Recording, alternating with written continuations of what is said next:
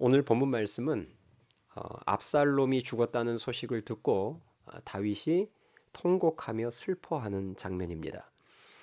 압살롬은 다윗의 셋째 아들로서 압살롬과 다윗은 부자 관계입니다.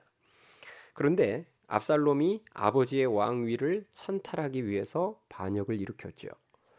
압살롬의 반역이 결과적으로 실패로 돌아가기는 했지만 다윗의 입장에서는 정말 큰 위기였고 큰 수치였고 큰 아픔이었습니다. 왜냐하면 쿠데타를 일으킨 주범이 다름 아닌 자신의 아들이었기 때문입니다. 자, 그렇다면 압살롬은 왜 반란을 일으켰을까요? 이 사건의 배경을 알기 위해서는 시간을 상당히 거슬러 올라가야 되는데요. 그 내용을 최대한 간략히 정리해 보겠습니다. 압살롬의 이야기는 압살롬의 친여동생인 다말이 강간을 당한 사건으로부터 시작이 됩니다. 다윗은 아내가 많았기 때문에 당연히 자녀들도 많았는데요. 다윗이 가장 처음으로 낳은 큰아들이 암논이라는 아들이었습니다.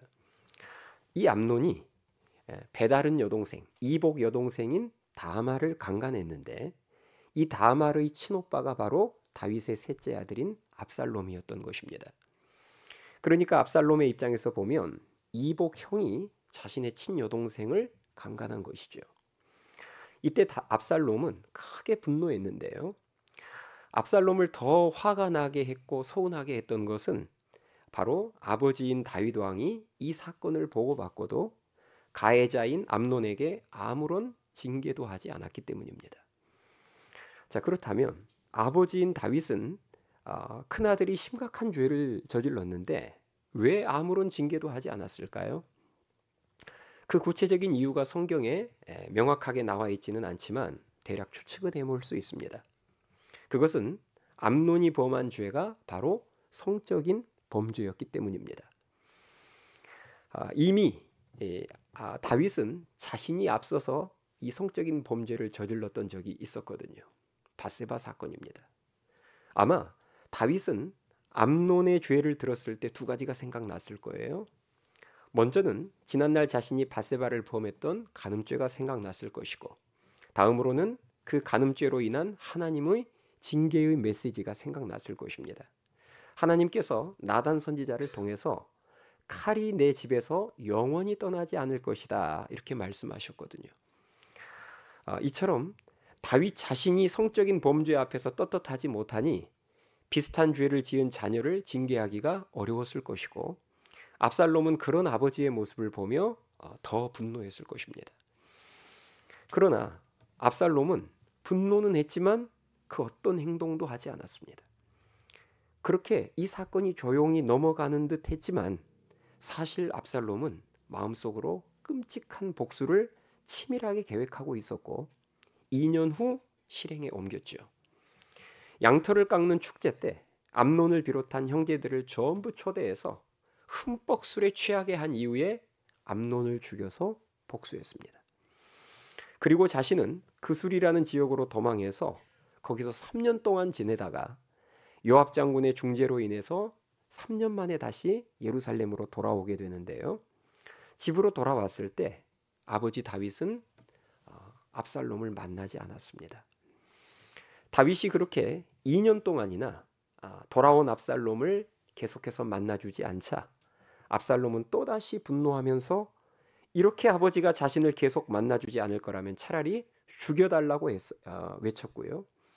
이에 다윗은 5년 만에 압살롬을 만나서 용서에 입맞춤을 하게 됩니다. 그러나 이 용서는 사법적인 용서였지 진심 어린 용서는 아니었던 것 같습니다. 그것을 느낀 압살롬은 뒤돌아서서 또 다른 거사를 준비했는데요. 그것이 바로 반란이었습니다.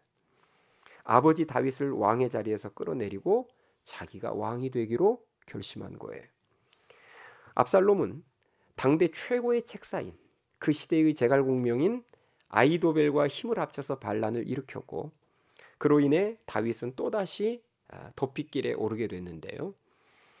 결론을 말씀드리자면 압살롬의 반란은 성공하지 못했습니다. 실패로 돌아갔어요. 결국 다윗의 군대가 크게 이겼고 압살롬은 전장에서 비참하게 죽게 됩니다.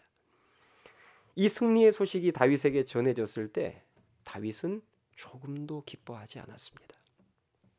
압살롬이 죽었다는 소식을 듣고 문 위층으로 올라가서 대성통곡을 하죠. 그 장면이 오늘 본문 마지막 절인 33절에 나오는데요. 자, 33절 말씀을 보세요. 오늘 본문 33절을 우리 함께 읽겠습니다. 33절 시작. 왕의 마음이 심히 아파 문 위층으로 올라가서 우니라. 그가 올라갈 때에 말하기를 내 아들 압살롬아, 내 아들 압살롬아, 차라리 내가 너를 대신하여 죽었다면 압살롬 내 아들아 하였더라.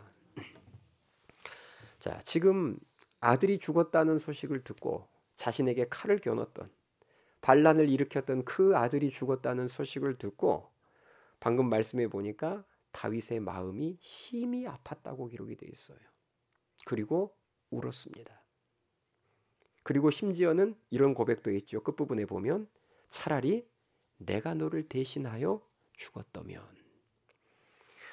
여러분은 지금 이런 다윗의 모습, 다윗의 눈물 이해되십니까? 공감이 되세요? 어찌됐건 부모니까 그랬겠지 이렇게 생각하실 수 있는데 이게 우리 생각처럼 그렇게 간단한 문제가 아닙니다. 왜냐하면 다윗의 신분이 왕이기 때문입니다. 일반 평범한 부모가 아니에요. 왕입니다. 지금도 그런 일들이 있지만 고대의 왕국에서 왕권을 다투는 일은 참으로도 치열하고 무서웠습니다. 왕권 앞에서는 형제관계도 없었고 왕권 앞에서는 부자관계도 없었습니다. 우리는 역사 속에서 왕권을 차지하기 위해서 아버지가 아들을 죽이고 혹은 아들이 아버지를 죽이는 일들을 어렵지 않게 찾아볼 수 있습니다. 또한 지금까지 압살롬이 한 짓을 생각해 보면 다윗의 행동이 더욱 이해하기가 어려워요. 왜냐하면 압살롬이 지금까지 너무 끔찍한 죄악들을 많이 저질렀기 때문입니다. 물론 이복 형인 암논이 먼저 잘못하기는 했지만 그렇다고 압살롬의 살인죄가 정당화될 수는 없습니다. 압살롬은 이복 형을 계획적으로 죽이는 살인죄를 저질렀어요. 그리고 아버지를 대적하여서 반란을 일으켰으며 그것도 부족해서 아버지의 후궁들을 대낮에 이스라엘 백성들이 보는 앞에서 욕보이는 끔찍한 죄악을, 폐륜적인 죄악을 저질렀습니다. 이런 압살롬의 죄들을 염두에 두고 오늘 본문에 나오는 다윗의 모습을 보면 이 모습은 쉽게 이해되는 모습도 아니고 대충 넘길 수 있는 모습도 아닙니다. 왜냐하면 왕권을 수호하는 자로서의 모습은 거의 찾아볼 수가 없고 오직 아들의 죽음을 안타까워하는 아버지로서의 모습만 나타나 있기 때문입니다. 왕권은 전혀 보이지 않고 부권만 보인다는 거예요. 제3자인 우리가 압살롬을 보았을 때에는 너무나도 몹쓸 자식이고 죽어 마땅한 자식인데 아버지인 다윗은 그런 자식 때문에 통곡을 하고 있으며 더 나아가 자신이 압살롬을 대신하여 죽었다면 좋았겠다고 고백하고 있습니다. 다윗의 이런 모습은 하나님 아버지의 모습을 잘 보여줍니다. 왜냐하면 하나님 아버지 역시도 자녀인 우리를 대하실 때 왕권보다는 부권을 앞세우시기 때문입니다. 다윗이 압살롬에게 그랬던 것처럼 하나님께서는 절대 우리가 행한 대로 처벌하시는 분이 아니십니다. 만일 우리가 지금까지 지은 죄대로 하나님께서 다 처벌하셨다면 이 자리에 살아있을 사람은 한 사람도 없습니다. 하나님 아버지께서는 압살롬처럼 자녀이지만 죄악 투성이인 우리를 대하실 때 왕으로서 법대로 다스리지 않으시고 아버지의 마음으로 우리를 불쌍히 여기십니다. 지난날 큰 죄를 지었던 다윗이 회개하면서 죄인을 긍휼히 여기시는 하나님 아버지의 마음을 깊이 깨달은 거예요. 그래서 그는 시편 103편에서 이렇게 고백하고 있습니다. 자, 너무 중요한 말씀이니 우리 한번 찾아보도록 하겠습니다. 시편 103편입니다. 뒤쪽으로 넘어가셔서 시편 103편, 제가 가진 성경으로 구약 876쪽입니다.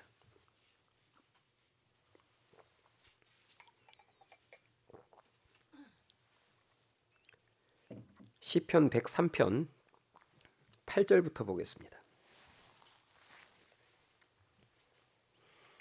시편 103편 8절부터 보겠습니다. 시편 103편. 자, 시편 103편 1절 위에 타이틀 보면 뭐라고, 누구의 시라고 적혀 있죠? 다윗의 시. 다윗이 고백한 거예요. 자, 8절을 보세요. 뭐라고 고백하는지. 여호와는 뭐가 많으시고 긍휼이 많으시고 은혜로우시며 노하기를 더디하시고 인자하심이 풍부하시도다. 자주 경책하지 아니하시며 노를 영원히 품지 아니하시리로다. 자, 10절부터는 한번 같이 읽겠습니다. 10절부터 14절까지. 10절부터 자, 시작. 우리의 죄를 따라 우리를 처벌하지는 아니하시며 우리의 죄악을 따라 우리에게 그대로 갚지는 아니하셨으니 이는 하늘이 땅에서 높음같이 그를 경외하는 자에게 그의 인자하심이 크심이로다. 동이 서에서 먼 것 같이 우리의 죄과를 우리에게서 멀리 옮기셨으며 아버지가 자식을 긍휼히 여김같이 여호와께서는 자기를 경외하는 자를 긍휼히 여기시나니 이는 그가 우리의 체질을 아시며 우리가 단지 먼지뿐임을 기억하심이로다. 아멘. 여러분, 지금 다윗이 고백하고 있는 이 고백은 어디 책 읽고 베껴서 이론적으로 나온 고백이 아닙니다. 제가 앞서 말씀드린 것처럼 자신이 과거에 큰 죄를 짓고 회개하면서 그때 하나님께서 얼마나 큰 긍휼로 나와 함께 하시는지, 나를 긍휼히 여겨주시는지를 경험하고 그것을 지금 고백하고 찬양하고 있는 거예요. 그래서 10절에 보면, 방금 읽은 10절에 보면 우리의 죄를 따라 우리를 처벌하지 아니하시며 우리의 죄악을 따라 우리에게 그대로 갚지는 아니하셨으니, 13절에 보니까 아버지가 자식을 긍휼히 여김같이 여호와께서는 자기를 경외하는 자를 긍휼히 여기시나니, 이렇게 지금 고백하고 있습니다. 다윗은 이런 깊은 깨달음 때문에 압살롬 같은 페르나를 마음 아파하면서 내가 너를 대신하여 죽었다면 이라고 고백하며 불쌍히 여기고 있는 것입니다. 사랑하는 여러분, 우리는 오늘 본문에 나오는 다윗의 모습을 보면서 우리를 향한 하나님 아버지의 눈물과 사랑을 깨달아야 합니다. 늘 하나님을 배반하는 우리를 왕권으로 대하지 않으시고 북권으로 대하시며 불쌍히 여기시는 놀라운 하나님의 사랑을 깨달아야 합니다. 다윗은 내가 너를 대신하여 죽었다면이라고 말만 했지만 하나님은 실천하셨어요. 페르나 같은 저와 여러분을 살리시기 위해서 당신의 하나밖에 없는 아들을 대신 죽이셨습니다. 그래서 위대한 사랑입니다. 그 위대한 사랑을 로마서 5장 8절에서는 이렇게 말하고 있습니다.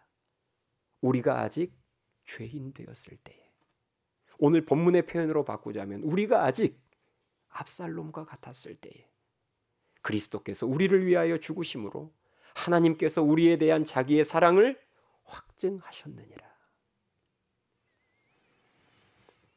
이 하나님 아버지의 사랑과 용서 때문에 오늘날 저와 여러분이 이 예배의 자리에 있게 된 줄 믿습니다.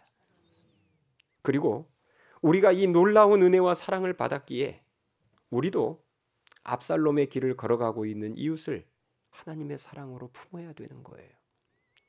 그들을 품고 예배의 자리로 인도하여서 그들도 하나님의 사랑과 긍휼을 만나고 누리게 해주는 것이 우리의 사명인 줄 믿습니다.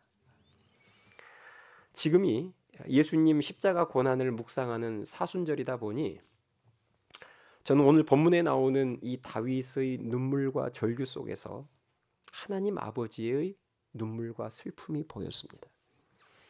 이제 2주 후면 고난 주간인데요. 우리는 사순절 기간에 주로 뭘 묵상하죠? 사순절 기간에 십자가의 고난을 당하신 예수님을 주로 묵상합니다. 그렇죠? 십자가의 고난을 묵상해요. 당연히 그렇게 해야죠. 그러나 아들의 고난만을 묵상해서는 안 됩니다. 그 아들의 죽음을 허락하시고 지켜보셔야만 했던 하나님 아버지의 고통도 깊이 생각해 보셔야 됩니다. 다윗처럼 죄인인 자식이 죽어도 그토록 슬픈 것이 부모의 마음인데, 아무런 죄도 없는 자식을 가장 고통스러운 십자가 죽음에 내어주셔야 했던 하나님 아버지의 마음은 얼마나 아프고 슬프셨을까요?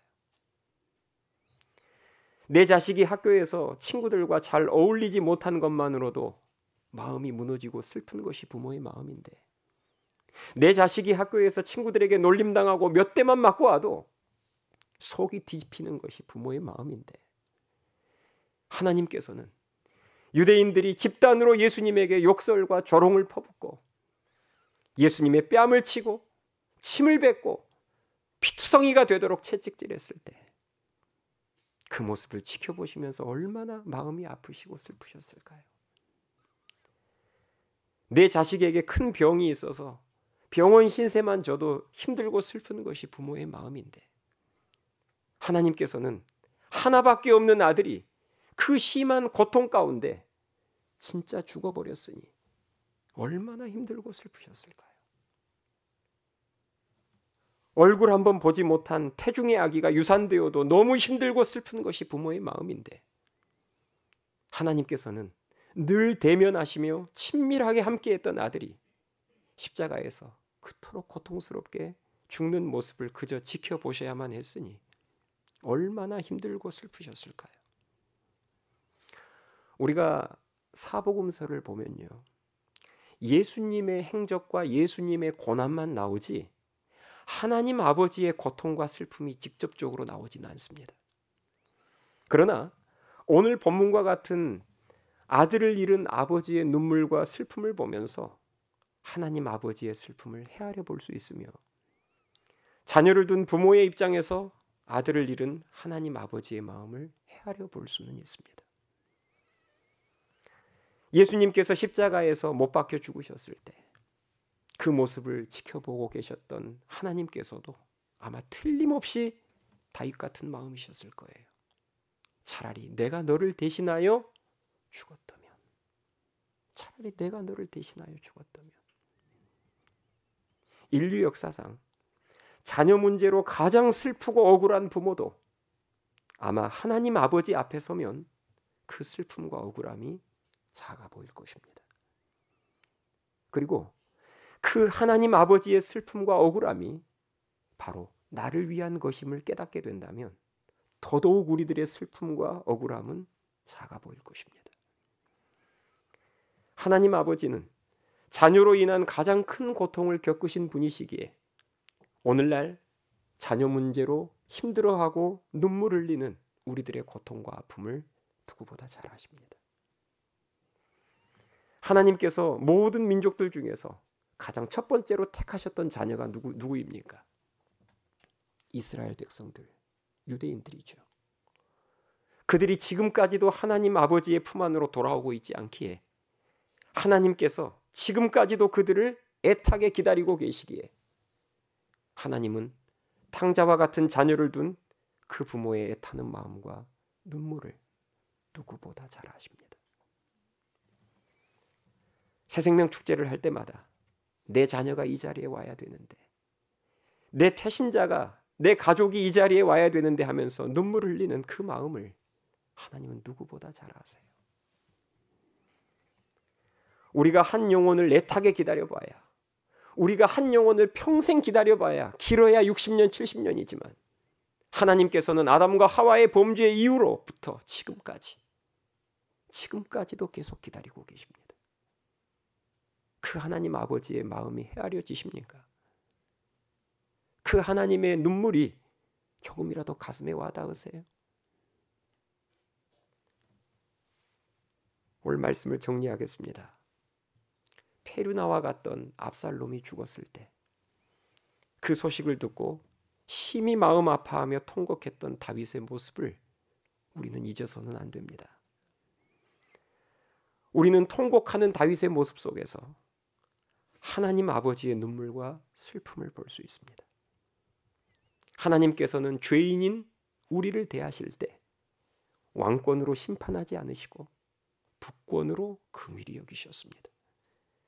그리고 페류나와 같은 우리를 살리시기 위해서 죄 없는 당신의 아들 예수 그리스도를 왕권으로 자비 없이 심판하셨습니다. 우리가 이 놀라운 하나님 아버지의 사랑과 은혜를 받은 자들이기 때문에 우리도 하나님 아버지의 마음으로 죄악투성이인 이웃을 품어야 될 줄 믿습니다.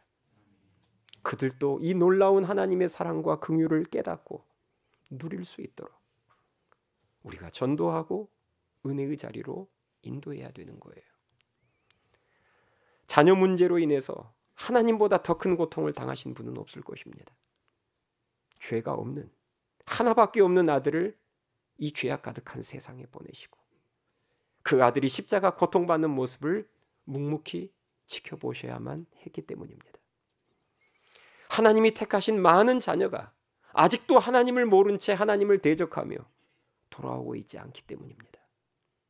그리고 하나님의 자녀인 내가 아직도 이렇게 믿음이 부족하기 때문입니다. 하나님은 지금까지도 집 나간 자녀를 기다리고 계십니다. 그래서 하나님께서는 우리의 아픔과 눈물을 잘 아십니다. 아직도 하나님을 모르는 그 자녀를 위해서 그저 눈물만 흘릴 수밖에 없는 그 부모의 마음을 잘 아세요. 그 하나님이 바로 우리의 위로자가 되시며 구원자가 되십니다. 바라기는 이 크고 놀라운 하나님 아버지의 사랑과 긍휼을 다윗처럼 깨달아 알아 우리도 그 하나님을 전심으로 사랑하며 우리 주위에 있는 사람들에게 그 놀라운 사랑과 긍휼을 힘써 전하는 자녀들이 될 수 있기를 주님의 이름으로 축원합니다. 찬양하시겠습니다.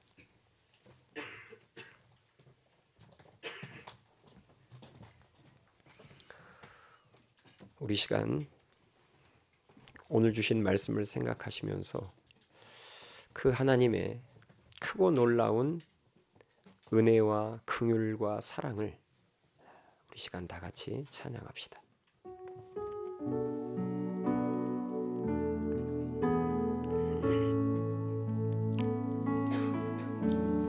크고 놀라운 사랑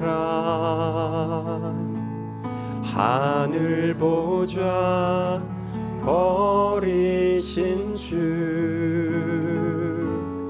그는 실로 왕이셨지만 영광 버리고 이 땅에 오셨네. 자기 몸을 비워 종의 모습을 갖추시고 십자가에 달리시어 우리에게 구원을 주셨네.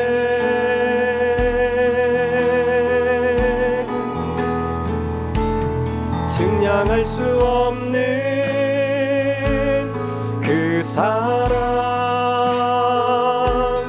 바다보다 더 깊고 하늘보다 더 넓은 그 사랑 어떤 말로도 표현할 수 없는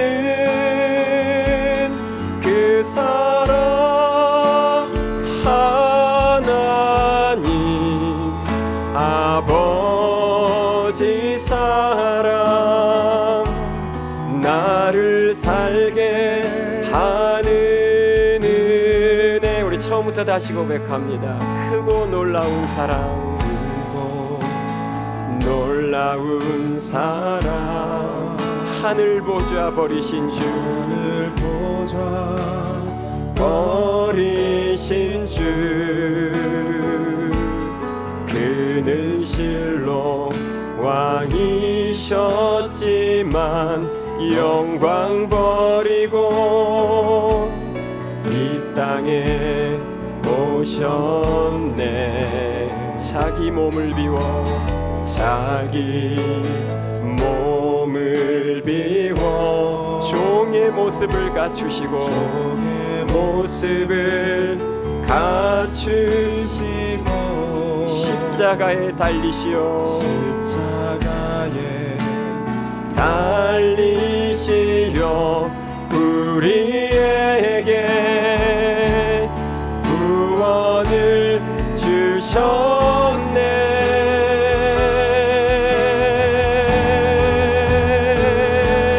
증량할 수 없는 그 사랑 바다보다 더 깊고 하늘보다 더 넓은 그 사랑 어떤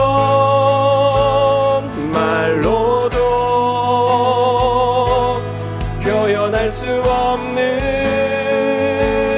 그 사랑 하나님 아버지 사랑 나를 살게 하는 우리 처음부터 다시 한번 크고 놀라운 사랑을 고백합니다. 크고 놀라운 사랑 하늘 보좌 버리신 주 보좌 버리신 주 그는 실로 왕이셨지만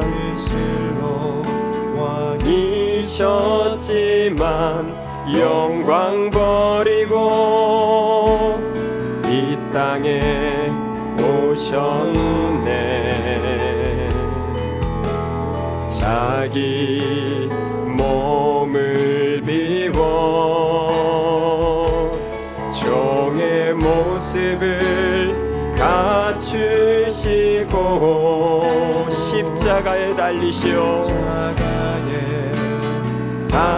달리시어 우리의 구원을 주셨네. 이 시간 측량할 수 없는 그 사랑을 찬양합니다. 측량할 수 없는 그 사랑 바다보다 더 깊고 하늘보다 더 넓은 그 사랑 어떤 말로도 표현할 수 없는 그 사랑 하나님 아버지의 사랑 하나님 아버지 사랑 나를 살게 하는 은혜 나를 살게 하는 은혜 측량할 수 없는 그 사랑을 찬양합니다. 그 사랑 바다보다 더 깊고 하늘보다 더 넓은 그 사랑 더 넓은 그 사랑 어떤 말로도 표현할 수 없는 그 사랑 하나님 아버지 사랑 나를 살게 하는 이 마음을 실어 다시 한번 마지막으로 고백합니다. 측량할 수 없는 그 사랑 바다보다 더 깊고 하늘보다 더 넓은 그 사랑 어떤 말로도 표현할 수 없는 그 사랑 하나님 아버지의 사랑 하나님 아버지 사랑 나를 살게 하는